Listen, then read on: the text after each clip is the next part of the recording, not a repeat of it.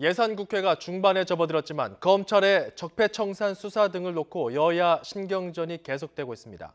여기에 홍종학 중기부 장관 후보자의 청문 보고서 재송부 요청 마감일이 내일로 다가왔는데요. 여야 간 전운이 감돌고 있습니다. 조태현 기자입니다. 청와대가 홍종학 중소벤처기업부 장관 후보자의 인사청문 보고서를 송부해달라고 다시 요청한 시한은 내일입니다.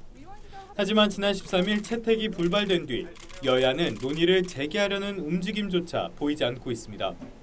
보고서 채택 여부를 떠나 국회 산업통상자원중소벤처기업위원회 전체 회의 일정을 잡지도 못하는 것, 여야의 명확한 입장 차이 때문입니다. 더불어민주당은 청문회를 통해 홍 후보자의 증여 문제 등 각종 의혹이 충분히 해명됐고 역량과 자질에도 문제가 없다는 입장입니다. 인사청문회를 정시 공세의 장으로 변질시켰고 청문 보고서 채택마저 거부함으로써 국회 인사청문회 제도를 무력화시켰습니다. 정말 유감입니다. 반면 야당, 특히 자유한국당은 상황이 바뀐 건 아무것도 없다며 홍 후보자가 자진 사퇴해야 한다고 목소리를 높였습니다. 버티기 정치와 오기 정치를 한다고 한다면 과연 국회 운영과 이 나라 운영이 제대로 될 수 있다고 생각하는지 답답함을 금할 수 없습니다.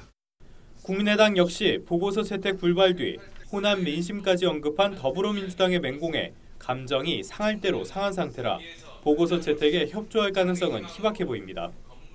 청와대는 인사 실패와 협치 부족의 책임을 국민의당에 떠넘길 것이 아니라 홍 후보자의 지명을 철회하고 야당의 인사 협치를 구하는 것이 순리입니다.